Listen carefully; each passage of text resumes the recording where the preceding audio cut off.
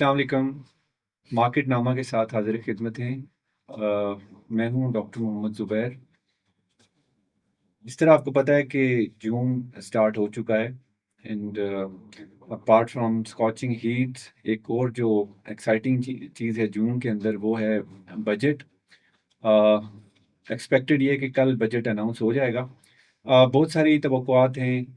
कितना tax relief मिलेगा, salaries कितनी बढ़ेंगी, जो बहुत सारी चीज़ें हैं उन पे टैक्स कितना लगेगा, और उसके साथ साथ और बहुत सारी एक्सपेक्टेशंस हैं मुख्तलिफ तबकात की। तो आज का जो हमारा सेशन है ये प्री बजट सेशन है, और मुख्तलिफ जो पहलू हैं बजट के उस पर हम बात करेंगे। और आज हमें ज्वाइन किया है डॉक्टर शाहिदा वजारत ने। She is professor at IOBM and former dean of college of economics and social development. Doctor Shahida Wazarat, welcome करते हैं माशाल्लाह। अपने पॉडकास्ट में। सबसे पहली तो ये बताइएगा कि पिछले 2-3 साल से जिस तरह की इकोनॉमिक कंडीशंस हैं, उसको देखते हुए आपको क्या लगता है कि ये जो बजट है 2025-2026, ये कितना बैलेंस बजट होगा, कितना इसके अंदर रिलीफ आप एक्सपेक्ट करिए? पर्टिकुलरली अगर हम देखें थोड़ा सा मैक्रो इकोनॉमिक एनवायरनमेंट, तो कुछ इम्प्रूवमेंट आई है। ग्रोथ प्रोजेक्शन अगर हम देखें तो 4.2% इस साल गवर्नमेंट ने प्रोजेक्ट किया है ग्रोथ का। उसके साथ साथ जो दूसरी चीज़ें हैं, इन्फ्लेशन नियरली 40% से आ चुका है 3.5% पे। और उसी को देखते हुए मॉनेटरी पॉलिसी में भी इंटरेस्ट रेट को डाउन किया है 11% पे, इस पे नियरली सिंगल डिजिट। तो डू यू थिंक कि जो माइक्रो इकोनॉमिक इन्वायरमेंट है इट्स फेवरेबल, ये काफ़ी इस वक्त सपोर्ट करेगा कि गवर्नमेंट अगर थोड़ी विल शो करे और एक pro growth, pro poor budget दे? क्या कहेंगे आप? जी, बिल्कुल आपने सही कहा कि एक तरफ तो आप मैक्रो इकोनॉमी को देखें, मैक्रो इकोनॉमी को तो ऐसा लगता है कि काफ़ी किसी हद तक बेहतरी आई है और मगर अगर आप गवर्नमेंट जो कर रही है उसको देखें, तो ऐसा लगता है कि ये एक और IMF का बजट बनने जा रहा है क्योंकि गवर्नमेंट ने ऑलरेडी इस किस्म की लेजिस्लेशन शुरू कर दी है कि जो IMF की जो कुछ वो हैं शराइत उनको मंजूर कराना शुरू कर दिया है पार्लियामेंट से। तो अब ये देखना है कि इवेंचुअली गवर्नमेंट क्या करेगी, मगर अ, लग ये रहा है कि जो फिस्कल स्पेस क्रिएट हुई है मैक्रो इकोनॉमी में बेहतरी की, कहा सुना तो जा रहा है कि कुछ सैलरीज बढ़ेंगी और कुछ पेंशन्स बढ़ेंगी, क्योंकि अब तक ये हुआ है पिछले कई सालों से कि गवर्नमेंट जो है वो सारा अपना रेवेन्यू जनरेशन जो है वो middle class, lower middle class और सैलरी क्लास से करती है। ठीक है। और अगर आप देखें कि एक्सपेंडिचर साइड पे, तो गवर्नमेंट एक्सपेंडिचर्स जो करती है वो दौलतमंद लोगों को वो बेनिफिशियरी होते हैं। तो यानी कि होना ये चाहिए पाकिस्तान जैसे मुल्क में कि गवर्नमेंट दौलतमंद लोगों की जेबों में से पैसे निकाले और गरीब लोगों पे और मिडिल क्लास और लोअर मिडिल क्लास पे खर्च करे। मगर देखा ये गया है पाकिस्तान में स्पेशली कुछ पिछले सालों में कि गवर्नमेंट गरीब और मिडिल क्लास की जेबों से पैसे निकाल के और उनको अमीर लोगों की तय्युशात पे खर्च करती है। तो आई होप कि इस दफ़ा बजट में ऐसा ना हो। ठीक है। अच्छा, एक जो न्यूज़ अभी आपने लास्ट वीक सुनी होगी कि पाकिस्तान ने एक हम कहते हैं कि बेंचमार्क था, 400 बिलियन का, वो क्रॉस किया है। Now we are the 40th largest economy in the world, और एक्सपेक्टेड है कि अगले 2-3 सालों में और इसमें इम्प्रूवमेंट आएगी। उसके साथ साथ कल का एक स्टेटमेंट है प्राइम मिनिस्टर का, वही कहते हैं कि जी हमने स्टेबलाइजेशन कर ली है, now it's time to focus on long term growth. तो do you agree with that? Ji, I agree with that. मैं उनका बयान तो बहुत खुशाइंद है, जी। मगर एक्शन से वो क्या करेंगे ये मुझे नहीं पता। मगर बयान तो ज़ाहिर है आई एग्री, क्योंकि पिछले दिनों बहुत ज़्यादा स्टेबलाइजेशन पे हुकूमत ने ज़ोर दिया है। तो आई थिंक अब टाइम आ गया है कि हुकूमत ग्रोथ पे वो करे, توجہ دے اور اس قسم کے کاموں پہ توجہ دے جس سے عام عوام کی زندگیوں میں بہتریاں آئیں۔ ٹھیک ہے، اچھا، come to the revenue stream, taxation کا اگر ہم بات کریں، آپ نے ابھی بات بھی کی کہ سیلریڈ کلاس کو اس وقت ریلیف دینا بہت ضروری ہے، اور پچھلے کئی سالوں سے ہم دیکھ رہے ہیں کہ سب سے زیادہ جو سیکریفائس کیا وہ سیلری کلاس نے کیا ہے، بالکل۔ بیکاز سارا جو برڈن ہے وہ الٹیمیٹلی ڈائریکٹ ٹیکسیشن کا وہ سیلریڈ کلاس پہ شفٹ کر دیا جاتا ہے۔ تو ابھی جو کچھ اناؤنسمنٹ کی ہے گورنمنٹ نے بجٹ سے پہلے کہ جی سیلریڈ کلاس کو ریلیف دیا جائے گا، اور پرٹیکولرلی جو لوور سلیب ہے، جو ٹیکسیبل انکم ہے، اس کا اس وقت جو ریٹ ہے وہ 5% ہے، اور یہ 5% کم کر کے اس کو 1% ٹو 1.5% تک رکھا جائے گا۔ آپ کو لگتا ہے یہ ہو جائے گا؟ کیونکہ دیکھیں اس وقت جو سب سے بڑا چیلنج ہے وہ یہ ہے کہ tax to G D P ratio جو ہے وہ آپ کا ڈبل ڈیجٹ کو تک نہیں جا رہا، سنگل ڈیجٹ پہ still it is 8.5% on average ہے، اور بڑا امبیشیس ٹارگیٹ گورنمنٹ نے ریونیو کا سیٹ کیا ہے 14.7 ٹریلین۔ پچھلے سال بھی اگر ہم دیکھیں تو جو ٹارگیٹ تھا اس میں تقریباً 300 پلس، تقریباً 350 بلین کا شارٹ فال آ رہا تھا۔ تو ایک طرف تو یہ ہے کہ جی آپ نے سیلریڈ کلاس کو ریلیف دینا ہے، دوسری طرف آپ نے ایک امبیشیس ٹارگیٹ بھی سیٹ کر دیا، تو کیا یہ ممکن ہو پائے گا؟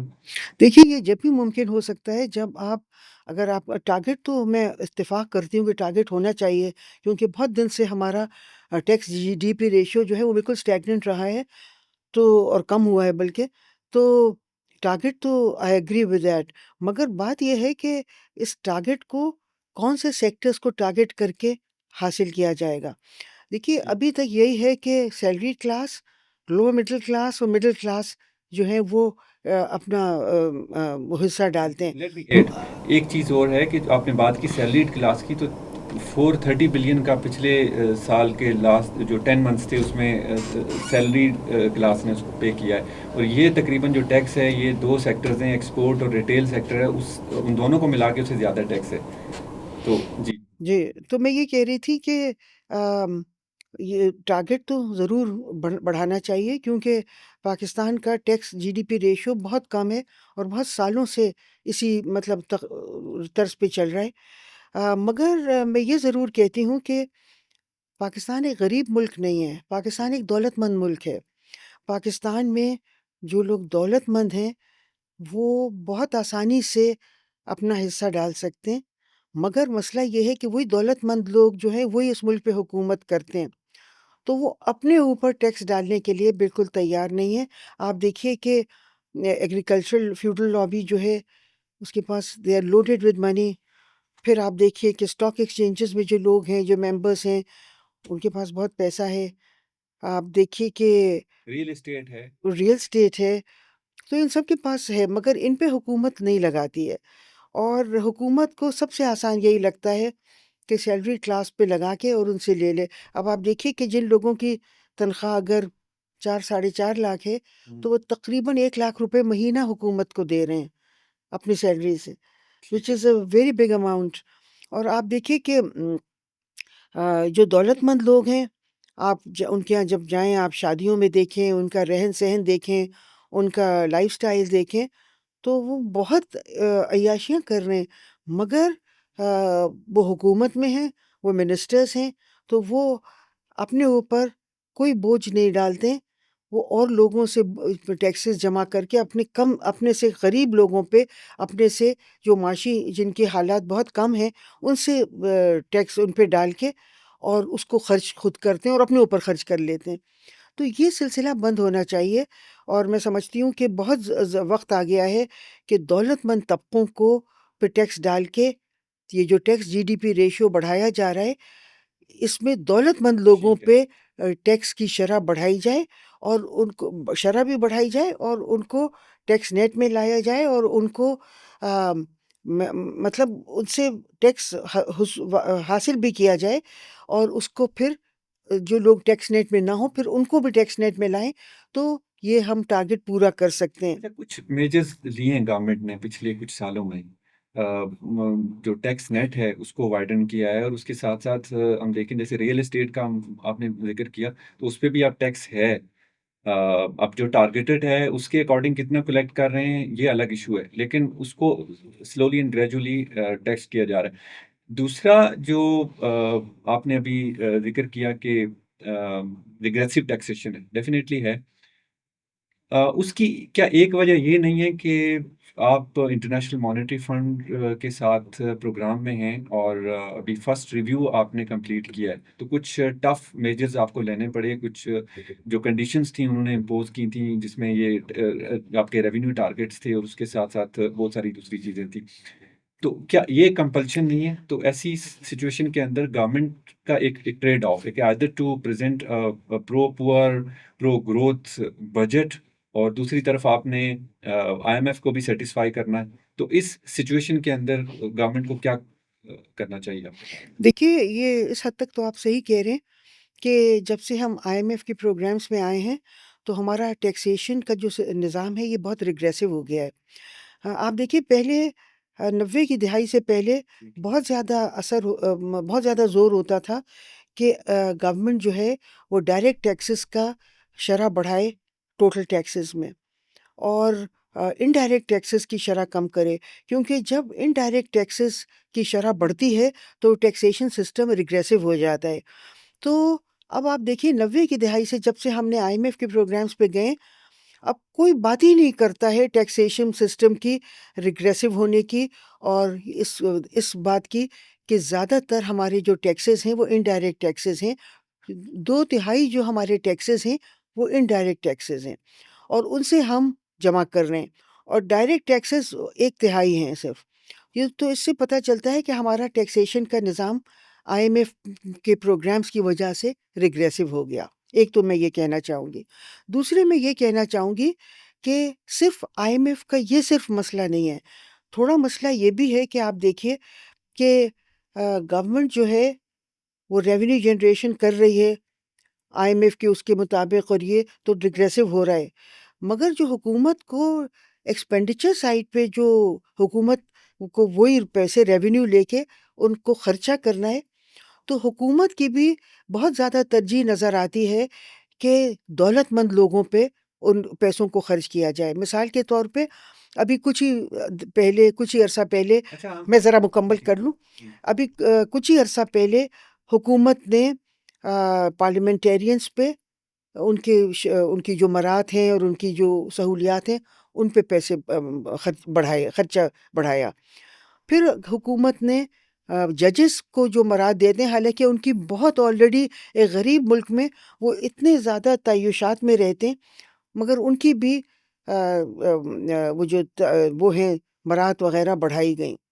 پھر آپ دیکھیے کہ یہ کہا جا رہا ہے کہ ہمارے جو بہت سے ریٹائرڈ جنرلز ہیں وہ باہر ملکوں میں چلے گئے، اور وہ وہاں رہتے ہیں، اور وہ کہتے ہیں کہ ہمیں ان کو جو سیلریز ان کی پینشنز دی جاتی ہیں وہ ڈالرز میں دی جاتی ہیں۔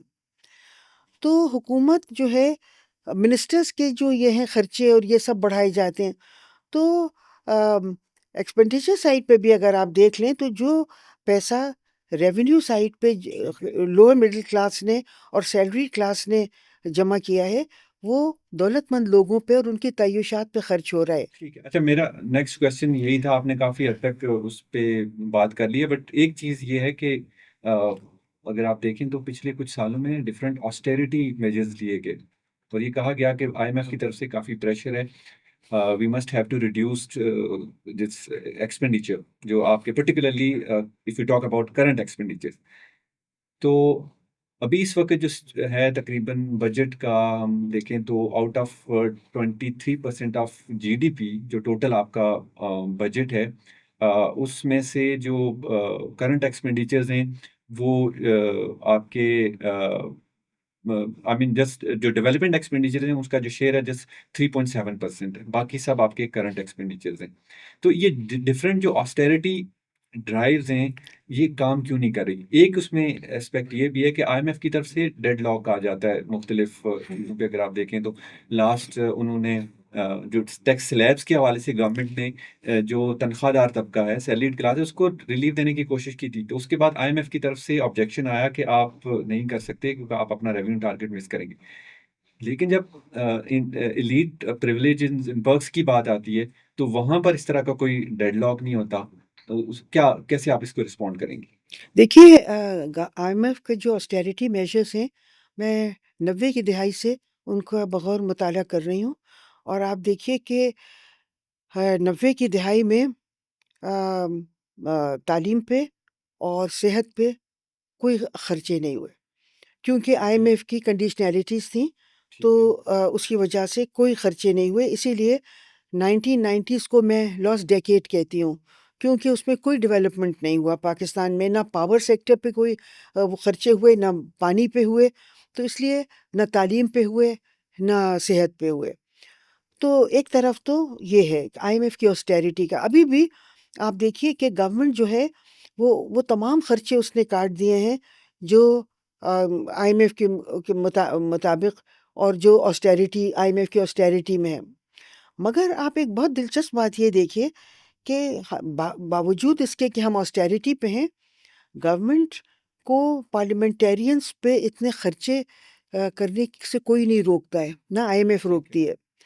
اور گورنمنٹ جو دولت مند لوگوں کو وہ دیتی ہے، منسٹرز کو، اور جو ایف بی آر نے نئی نئی گاڑیاں خریدی تھیں ابھی، اس سے کوئی ان کو نہیں روک پاتا ہے. آسٹیریٹی پہ ہیں ہم باوجود اس کے. اور آپ دیکھیے کہ گورنمنٹ نے پاکستان کی کرکٹ کا کوچ جو رکھا تھا وہ کسی باہر ملک سے لائے تھے، اور اس کو 4 کروڑ روپے مہینے کے دے رہے تھے ایک اس ٹائم پہ جس وقت گورنمنٹ آسٹیریٹی پہ تھی. پھر آپ دیکھیے کہ ایک طرف تو آئی ایم ایف آسٹیریٹی کی بات کرتا ہے، مگر آئی ایم ایف نے جو اسٹیٹ بینک کا ایکٹ بنایا ہے، جو کہ پچھلی پی ٹی آئی کی گورنمنٹ نے منظور اس کو کیا تھا، اس کے تحت آئی ایم ایف نے جو تنخواہ تجویز کی تھی گورنر اسٹیٹ بینک کی اور 2-3 ڈیپٹی گورنرز کی، وہ بھی بہت بڑی تنخواہیں تھیں، مگر گورنر کی جو تھی وہ 1 کروڑ 50 لاکھ روپے سہولیات کے ساتھ مل کے تھی. مگر اگر آپ سہولیات کا تخمینہ کریں، اور جو وہ کیش گھر لے جا رہے ہیں اسٹیٹ بینک کے گورنر، جو پچھلے گورنر لے جا رہے تھے اور جو ابھی بھی گورنر لے جا رہے ہیں، وہ 1 کروڑ 50 لاکھ سے زیادہ ہے، کیونکہ ان کے بچوں کی تعلیم باہر ہو رہی ہے، پچھلے کی بھی ہو رہی تھی، ان کی بھی، اور وہ تعلیم کا بھی اسٹیٹ بینک کے خزانے سے اس کا جا رہا ہے. تو 1 کروڑ 50 لاکھ روپے اسٹیٹ وہ آئی ایم ایف کے نے تجویز کیا ہے کہ ان کو اتنا ملنا چاہیے، اچھا. باوجود اس کے کہ جی جی وہ آسٹیریٹی کی بات کرتے ہیں.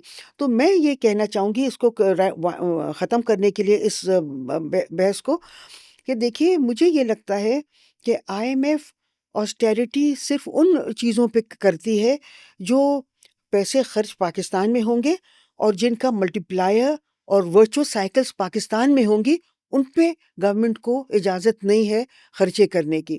مگر حکومت جو دولت مند لوگوں کو پیسے بڑھا رہی ہے، اس میں سے بہت سے پیسے وہ لوگ اپنے پیسے باہر رکھتے ہیں، ٹھیک ہے. اچھا اور ایک پھر اس میں جو ڈالرز میں رکھتے ہیں تو وہ بھی باہر ہوتے ہیں، اور پھر اگر کوچز کو دیں گے تو وہ بھی باہر ہوں گے.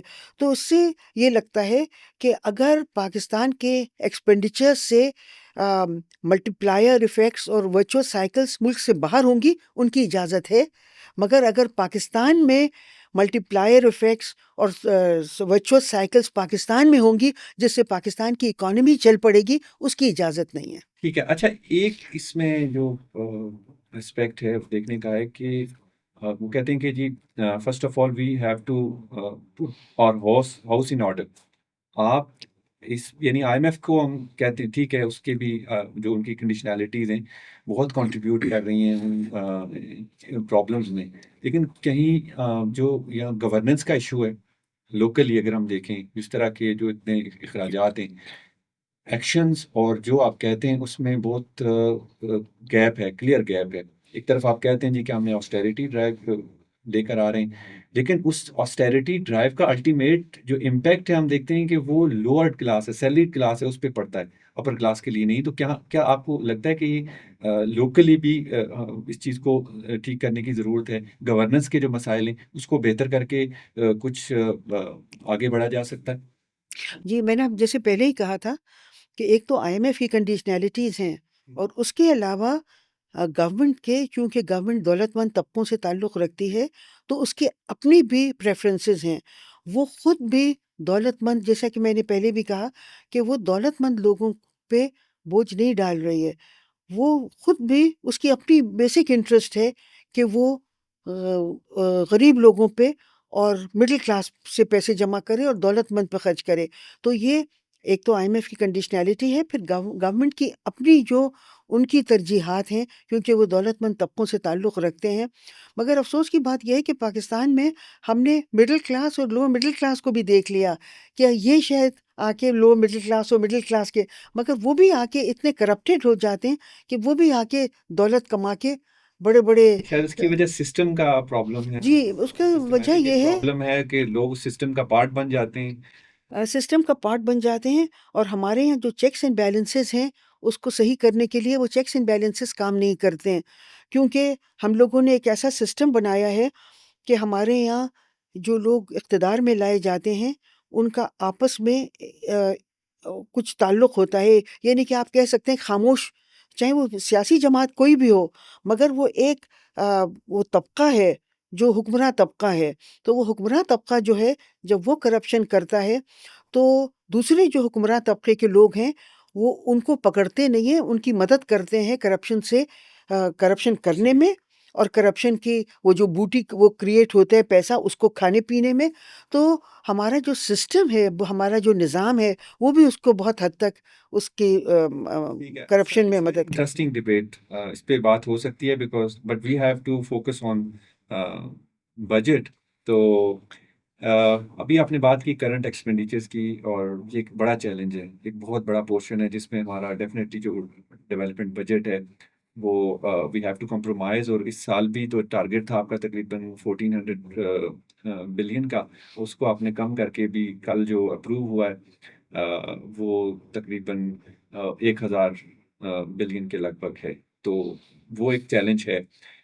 کرنٹ کو اگر آپ تھوڑا سا اس کا بریک اپ دیکھیں تو سب سے بڑا جو اس میں کمپوننٹ ہے وہ انٹرسٹ ایکسپینسز ہے.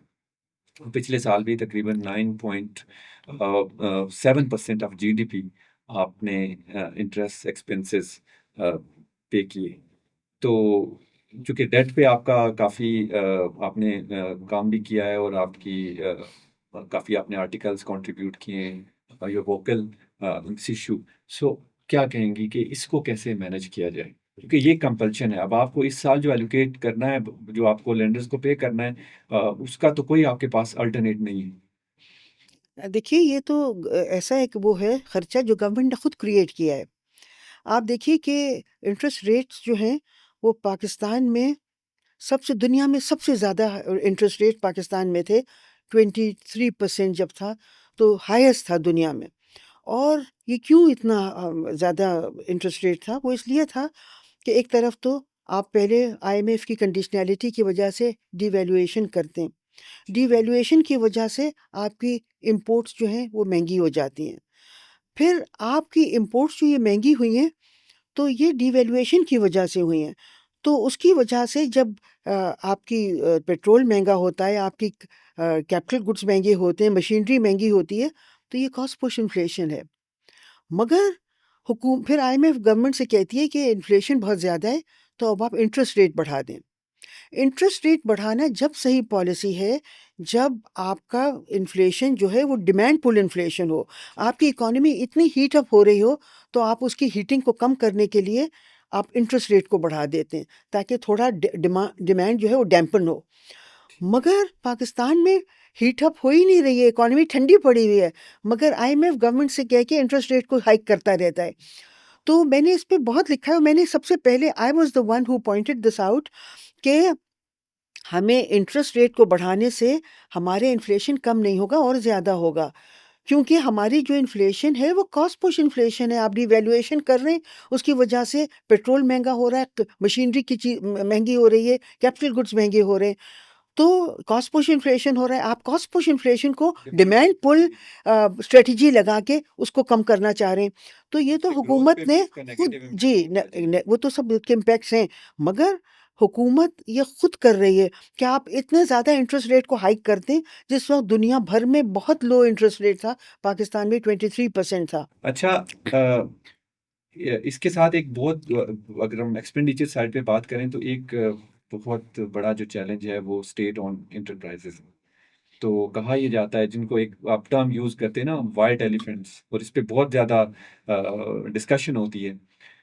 ایک ویو یہ ہے کہ اس کو آپ پرائیویٹائز کرتے ہیں. تو لاسٹ ایئر اگر ہم اس کی دیکھیں تو جو ایلوکیشن ہے آپ نے اس میں ڈفرینٹ جو بیل آؤٹ پیکیجز کی مد میں یا دوسرے جو ہیڈز ہیں, آپ نے 274 بلینس کے تقریباً جو اخراجات ہیں اسٹیٹ آن انٹرپرائزز کے لیے کیے. تو اس میں کچھ جو بٹ ہو چکی تھی, کچھ پہ جو ہے وہ ورکنگ ہو رہی ہے. تو آپ اس جو یہ جو ہیڈ ہے ایک بہت بڑا, یہ جو state owned enterprises they are suppose to generate profit, تو اس کو آپ کیسے رسپونڈ کریں گی کہ یہ اس چیلنج کو کیسے ٹیکل کیا جائے؟ دیکھیے, اس میں سب سے پہلے تو میں یہ کہوں گی کہ ایمانداری سے ٹیکل کیا جائے. حکومت سب سے پہلے بیان یہ دیتی ہے کہ یہ اسٹیٹ اون انٹرپرائزز جو ہیں یہ ہمارے اوپر بہت بڑا بوجھ بنے ہوئے ہیں, اور ہم خسارے کو کم کرنے کے لیے ان کو پرائیویٹائز کر رہے ہیں. حکومت کہتی یہ ہے, مگر سب سے پہلے جو پرائیویٹائز ایکسکیوز می کرنے کی کوشش کرتی ہے وہ سب سے منافع بخش انٹرپرائزز کو پرائیویٹائز کرنے کی کوشش کرتی ہے. تو اس میں حکومت کے کرنے میں اور کہنے میں بہت تضاد ہے. کہتی ہے ہم اس لیے پرائیویٹائز کر رہے ہیں کیونکہ یہ خسارے میں چل رہے ہیں, مگر سب سے پہلے پرائیویٹائز کرنا چاہتی ہے ان کو جو سب سے زیادہ منافع بخش ہیں. مثال کے طور پہ پچھلی جو نون لیگ کی گورنمنٹ تھی, انہوں نے ایک آئی ایم ایف کی ان کی کنڈیشنلٹی تھی کہ آئل اینڈ گیس سیکٹر کے جو یہ ہیں ہمارے یہ جو ہمارے ان کے شیئرس ہیں اسٹیٹ اون انٹرپرائزز کے آئل اینڈ گیس سیکٹر کے, ان کو نیو یارک کی اسٹاک ایکسچینج پہ فلوٹ کیا جائے گا ان کے شیئرس کو. اور اس سے آپ کو پولیٹیکل ایجنڈاز نظر آتے ہیں کہ آپ کے گیس اینڈ آئل سیکٹر پہ آئی ایم ایف کی کنڈیشنلٹی ہے کہ ان کو نیو یارک کے اسٹاک ایکسچینج پہ وہ فلوٹ کیا جائے. اور وہاں پہ ایک جوئش کمپنی ہے فرینکلن ٹیمپلٹن کمپنی, وہ خاموشی سے پاکستان کے آئل سیکٹر کے شیئرز خرید رہی ہے, اس نے خریدے. اور 2013 میں نون لیگ کی گورنمنٹ تھی اور انہوں نے فلوٹ کر دیا تھا نیو یارک اسٹاک ایکسچینج پہ, اور میٹنگ ہو رہی تھی, اور بالکل ہمارے جو پی پی ایل اور او جی ڈی سی کے شیئرس کو پرائیویٹائز ہونے جا رہے تھے. بالکل ایٹ دا 11th آور ہمارے اسٹیبلشمنٹ میں کچھ محب وطن لوگ تھے, انہوں نے فون کر دیا اور وہ رکوا دیے گئے.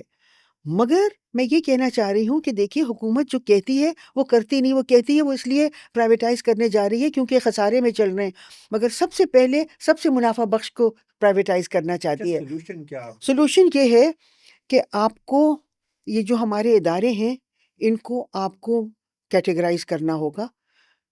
آپ کے جو اسٹریٹجک نوعیت کے ادارے ہیں اور جو پروفیٹیبل ہیں ان کو تو پرائیویٹائز کرنا بھول جائیے, ان کو تو ضرورت ہی نہیں ہے. اسٹریٹجک بھی ہیں اور منافع بخش بھی ہیں, تو ان کو کیوں آپ پرائیویٹائز کرنا چاہ رہے ہیں؟ پھر جو اسٹریٹجک ہیں مگر لاس میکنگ ہیں, تو ان کو آپ کو پرائیویٹائز کرنے کی ضرورت نہیں ہے, ان کو ریسٹرکچر کرنے کی ضرورت ہے. اور پھر جو ہیں آپ کے non strategic and non profitable, ان کو آپ پرائیویٹائز کر دیں. Non strategic and non loss making ہے, جو لاس میں جا رہے ہیں اور اسٹریٹجک بھی نہیں ہے, تو آپ آرام سے ان کو پرائیویٹائز کر دیں, کوئی حرج نہیں ہے. اور پھر جو آپ کے وہ ادارے ہیں جو نان اسٹریٹجک مگر پروفیٹیبل, تو اس میں آپ کو گنجائش ہے, آپ چاہیں پرائیویٹائز کریں چاہے نہیں کریں, کیونکہ وہ نان اسٹریٹجک ہیں مگر پروفیٹیبل ہیں. اگر گورنمنٹ کو پروفٹ دے رہے ہیں تو it's up to the government کہ اگر وہ نہیں کرے کیونکہ پروفٹ جنریٹ کر رہے ہیں، گورنمنٹ کی ریونیو جنریشن میں وہ کر رہے ہیں. تو آپ اس طرح نہیں کر سکتے کہ آپ نے یہ نہیں دیکھ رہے ہیں کہ اسٹریٹجک اور نان اسٹریٹجک کا آپ تمیز نہیں کر رہے ہیں. آپ دیکھیے کہ ایک نیو اورلینز کا ایک پورٹ تھا، 2006 کی بات ہے، اور اس کا جو سروسز تھی وہ دیے جا رہے تھے یونائٹیڈ عرب ایمریٹس کی ایک کمپنی کو. مگر امریکنس نے بہت شور مچایا. انہوں نے کہا یہ تو ہمارا پورٹ ہے اور یہ تو بہت اسٹریٹجک نوعیت کا ہے، اور یہ کیسے ایک ملک کو غیر ملک کو دیا جا رہا ہے. اور انہوں نے اتنا شور مچایا کہ انہوں نے گورنمنٹ نے اور وہ جو تھا پورٹ اس کو نہیں دیا گیا یونائٹیڈ عرب ایمریٹس کو. حالانکہ آپ دیکھیے کہ اتنا چھوٹا سا ملک ہے یونائٹیڈ عرب ایمریٹس، وہ امریکہ کا کیا بگاڑ لیتا، مگر لوگوں کو تحفظات تھے. تو اس طرح آپ پاکستان کو دیکھیں کہ پاکستان کی اسٹریٹجک نوعیت کی چیزوں کو آپ یوں اونے پونے اور بڑی طاقتوں کو اور بڑی طاقتوں کے پراکسیز کو دے رہے ہیں. تو یہ بہت ٹھیک ہے. اچھا، ایک جو بڑا امپورٹنٹ کوشچن ہے اس وقت جو آپ نے حالات دیکھے، ایک طرف تو گورنمنٹ بلیم بھی کر رہی ہے اور تھوڑا سا کچھ نظر بھی آ رہا ہے، اس پہ ہم نے بات بھی کی کہ تھوڑا سا جو میکرو اکنامک انوائرمنٹ ہے it's relatively much suitable for government to present pro people whatever you say. But at same time دوسری طرف جو ایک بڑا سیکورٹی چیلنج ہے، ابھی آپ نے دیکھا جو ریسنٹ جو حالات ہوئے انڈیا کے ساتھ، تو اس کے بعد ابھی کہا یہ جا رہا ہے کہ شاید 18% تک آپ کا جو ڈیفنس بجٹ ہے وہ انکریز ہو. کہ آپ انٹرسٹ ایکسپینسز کے بعد دوسرا بڑا جو کمپوننٹ ہے وہ ڈیفنس ہے آپ کا. ٹھیک ہے، ان ٹرمز آف ہم دیکھیں گے جی ڈی پی تو اس اراؤنڈ 1.7% ہو. تو کیا آپ کو لگتا ہے کہ اس کا جو امپیکٹ آئے گا وہ دوسرے ہیڈس پہ بھی definitely you have to reallocate, تو اس کو آپ کیسے دیکھتی ہیں؟ دیکھیے میں یہ تو نہیں کہنا چاہوں گی کہ آج کل کے جو جیو اسٹریٹجک حالات ہیں اس میں یہ تو نہیں کہوں گی کہ آپ ڈیفنس کا بجٹ کم کر دیں، کیونکہ آپ دیکھیے کہ ہماری بقا کا مسئلہ ہے. آپ دیکھیے کہ جس طرح جن ملکوں کے پاس بروٹ فورس ہے وہ کس طرح اپنی بروٹ فورس کو استعمال کرتے ہیں دوسرے ملکوں کو سبجوگیٹ کرنے کے لیے، اور ان کا کیا حشر کرتے ہیں، جیسا بیچارے فلسطین کا کیا گیا ہے کہ ان کو مطلب روزانہ کے بیسس پہ 200 شہید کر دیے، اور پتہ نہیں 50,000 سے زیادہ کو شہید کر چکے ہیں صرف اس لیے کہ فلسطین کے پاس اپنا کوئی وہ نہیں ہے تحفظ کرنے کا وہ. تو میں سمجھتی ہوں کہ دفاع پہ تو بہت ضروری ہے خرچہ. اب اس میں کس طرح آپ گورنمنٹ وہ کرے گی، بجٹ کرے گی. دیکھیے ایک تو یہ بات میں کہنا چاہوں گی کہ یہ بڑا افسوس کی بات ہے کہ دنیا کو آپ دیکھیے آج دنیا کس طرف جا رہی ہے. آج ہر ملک اپنی معیشت کو تحفظ دے رہا ہے. آپ دیکھیے یہ جو امریکہ اور چین کی جو یہ ٹیرف وار ہے، یہ کیا نیو لبرل ورلڈ کی میں آپ محسوس کر سکتے ہیں کہ ہم نیو لبرل اکنامکس ہے یا نیو لبرل ورلڈ میں ہیں. آپ دیکھیے کہ جس طرح امریکہ اپنی معیشت کا تحفظ کر رہا ہے، جس طرح وہ ٹیرفس لگا رہا ہے چائنا پہ، یورپ پہ، پاکستان پہ، تو وہ تو اپنی معیشت کا وہ کر رہا ہے. تو میری نہیں سمجھ میں آتا کہ آپ ایسا کیسے کر سکتے ہیں کہ دنیا میں دو نظام اب اس وقت رائج ہیں. ایک تو بڑی طاقتیں جو اپنے ملک کی صنعت کا اور اپنے ملک کی معیشت کا تحفظ کر رہی ہیں ٹیرف سے اور پروٹیکشن سے اور ہر قسم کے ہتھیار استعمال کر کے، اور ایک طرف پاکستان ہے اور غریب ملک ہیں، ان پہ آئی ایم ایف کی تلوار لٹکی ہوئی ہے. تو یہ تو دوہرا نظام ہے. تو میں سمجھتی ہوں کہ پاکستان کو اب آئی ایم ایف کی ضرورت ہی نہیں ہے. اور میں نے 2 سال پہلے ایک کتاب لکھی تھی، alternative to the I M F and other out of the box solutions, اور اس میں نے ایک بہت جامع ایک وہ دیے تھے اسٹریٹجیز بنائی تھی کہ کس طرح پاکستان آئی ایم ایف کے بغیر کے پاس ان سے پیسہ قرضہ لیے بغیر اپنی معیشت کو استوار کر سکتا ہے اور بہت ترقی کے پہ گامزن کر سکتا ہے. مگر حکومت نے صرف اس کو ایک ایز اے ٹوکنزم استعمال کیا. جیسے میں نے کہا تھا بارٹر ٹریڈ کی بات کی تھی، تو انہوں نے تھوڑی سی بارٹر ٹریڈ کی. میں نے کہا تھا کرنسی سواپس کی بات کی تھی، گورنمنٹ نے تھوڑی سی کرنسی سواپ کی، تھوڑی سی بارٹر ٹریڈ کی، اور پھر بس واپس وہی سسٹم ہے، مگر تھوڑا سا انہوں نے ایک تبرک کے طور پہ بارٹر ٹریڈ کر لی، تبرک کے طور پہ کسی ملک کے ساتھ کرنسی سواپ کر لیا. مگر یہ تبرک نہیں ہے، میں نے جو سجیسٹ کیا تھا یہ تبرک نہیں ہے، یہ ایک اسٹریٹجی ہے.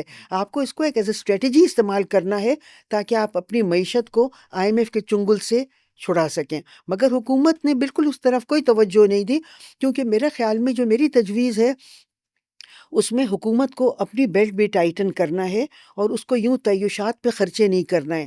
مگر IMF کے ساتھ یہ فائدہ ہے حکومت کو کہ وہ اپنی تعیشات جاری رکھتی ہے اور غریب لوگوں پہ، مڈل کلاس اور لوور مڈل کلاس پہ ڈنڈا پکڑ لیتی ہے اور ان کی بیلٹ ٹائٹن کرتی ہے، اور اپنی وہی تعیشات، وہی شاہانہ زندگیاں، وہی عیش و عشرت جاری رہتے ہیں. تو یہ فرق ہے میرے اسٹریٹجی میں اور IMF کی اسٹریٹجی میں، کہ IMF کی اسٹریٹجی کے ساتھ حکومت اپنے عیاشیاں جاری رکھ سکتی ہے، اور میری جو اسٹریٹجی ہے اس میں خرچہ جو ہے لوگوں پہ ہوگا، غریب لوگوں پہ، دولت مند لوگوں کی تعیشات ختم ہوں گی. ٹھیک ہے. تو اس لیے حکومت کو پسند نہیں آتی. یہ آپ نے جو اپنی اسٹریٹجی کی بات کی، اس پہ ہم آتے ہیں، کیونکہ ایٹ دا اینڈ میں آپ سے تھوڑا سا چاہوں گا کہ آپ کچھ پرپوزلس اس پلیٹ فارم سے اگر کچھ دینا چاہیں. بٹ دا سیم ٹائم آپ نے ابھی بات کی جو اس وقت ٹریڈ آف ہے نا، گن ورسز بٹر، جو ہم اکنامکس میں ایک ٹرم یوز کرتے ہیں، تو ڈیفینیٹلی چونکہ اس وقت ایک کمپلشن ہے اور ایک بڑا ایک چیلنج ہے سیکورٹی کا، so you have to consider. دوسری طرف ہم دیکھتے ہیں کہ جو پرو پور ایکسپینڈیچرز ہیں، اور سارے پرو پور نہ کہیں، چونکہ پینشن ایک بڑا چیلنج ہے. میں پچھلے سال کی اگر ہم بات کریں تو تقریباً 1.5 ٹریلین اگر جو پینشن بل ہے، صوبوں کا بھی اگر اس میں شیئر شامل کر لیا جائے تو یہ ایک بڑا چیلنج ہے، اور اس پہ کچھ پینشن ریفارمز بھی ہوئی. سو آپ کو نہیں لگتا کہ ایک طرف تو یہ ہے کہ اتنا بڑا آپ کے جو بل ہے پینشن کا، اور دوسری طرف یہ ہے کہ اگر جو ریفارمز کی ہیں اس کے نتیجے میں دیکھتے ہیں کہ کچھ جو پور اسپینڈنگ ہے وہ اور کم ہو جائے گی، اس سے اور زیادہ جو پرابلمز ہیں وہ بڑھیں گے، کیونکہ خاص کر جو پینشن ہولڈرز ہیں، جو خاص کر لوور طبقے کے پینشن ہولڈرز ہیں، ان کے لیے یہ ایک بڑا مشکل صورتحال ہوگی، ان کی جو چیلنجز ہیں بڑھ جائیں گی. جی، مجھے ساری تفصیلات تو نہیں پتہ گورنمنٹ کے پینشن ریفارمز کی، مگر ہم لوگوں نے ایک دفعہ کئی سال پہلے ایشین ڈیولپمنٹ بینک کے لیے پینشن ریفارمز پہ کام کیا تھا، ٹھیک ہے. اور ہماری کچھ تجاویز تھیں، اور ہماری تجاویز یہ تھیں کہ جو گورنمنٹ لوگوں کی پینشنز ہیں وہ جو جس ادارے میں وہ لوگ کام کر رہے ہیں وہاں نہیں جائیں، ٹھیک ہے. کیونکہ آپ کبھی اپنا نوکری تبدیل کر لیتے ہیں، کہیں اور چلے جاتے ہیں، تو آپ کی وہ پینشن یا تو وہ دے دیں، اور یا نہیں دیں تو وہیں رہ جاتی ہے. پھر آپ کہیں اور جاتے ہیں، آپ وہاں پہ اپنی پینشن شروع کرتے ہیں. تو اس کا یہ ہم نے تجویز دی تھی کہ ایک پینشن فنڈ ہو، سینٹرل پینشن فنڈ، اور آپ کہیں بھی نوکری کر رہے ہوں آپ کی پینشن وہیں جائے، تاکہ اگر آپ اپنی ملازمت تبدیل کریں اس سے کوئی فرق نہیں پڑے، آپ کہیں اور جائیں پھر بھی آپ کی پینشن جو کٹے وہ وہیں جائے، اور پھر جتنی آپ کی پینشن کٹتی رہے گی اتنا ہی جب آپ ریٹائر ہوں گے تو گورنمنٹ اس کو میچ کرے گی یا اس سے کچھ زیادہ کر دے گی، اور وہ آپ کو تو کچھ اس قسم کی تھیں. مگر اس کے علاوہ میں سمجھتی ہوں کہ بہت سے اور وہ موجود ہیں. ایک تو اگر آپ دولت مند لوگوں سے آپ پیسے نکالیں تو آپ کی جو ٹیکس GDP ریشیو کافی بڑھ سکتا ہے، کیونکہ دولت مند لوگوں کے پاس بہت پیسہ ہے، they are loaded with money, اور اس پیسے کو آپ تعلیم پہ اور اس پہ خرچ کریں، صحت پہ ٹھیک اور ہے. غریب لوگوں کی اور اس قسم کی سہولیات پہ. تو کرنا یہ چاہیے ایک تو کہ گورنمنٹ دولت مند لوگوں کی جیبوں سے نکالے اور غریب اور متوسط طبقے پہ خرچ کرے. اور پھر اس کے بارے میں بھی یہ جو ڈیفینس کا ہے اس پہ بھی میں نے کچھ تجاویز دی تھی. میں آرٹیکلز جو لکھتی ہوں اس ٹھیک میں ہے. میری ایک کتاب. اچھا، ہمارے پاس چونکہ اوکے. ٹائم کم ہے، and last question is about the proposals. اب چونکہ بجٹ پرنٹ ہو چکا ہے، کل یہ نیشنل اسمبلی میں پریزنٹ ہونا ہے، but still I want you to suggest at least 3 کی پوائنٹس. آپ اس وقت جو 3 پرپوزلس جو آپ سمجھتی ہیں کہ جو بجٹ کو ایک پرو پور، پرو گروتھ اور relatively I would say balance budget کس طرح پریزنٹ کیا جا سکتا ہے؟ دیکھیے سب سے جو بنیادی اس میں نقطہ ہے وہ یہ ہے، اور جو کہ حکومت کر نہیں رہی ہے، وہ یہ ہے کہ it should not be an I M F budget. اگر آپ یہ انشور کر دیں حکومت کہ it's not going to be an I M F budget, مگر ایسا حکومت کر نہیں رہی ہے کیونکہ حکومت نے آلریڈی پارلیمنٹ میں لیجسلیشن کی ہے، کچھ ایسے بلز پیش کیے ہیں جن سے حکومت نے اجازت لی ہے پارلیمنٹ کی اس کی کچھ ایسی کنڈیشنلٹیز کی جو آئی ایم ایف کی کنڈیشنلٹیز تھیں بجٹ میں.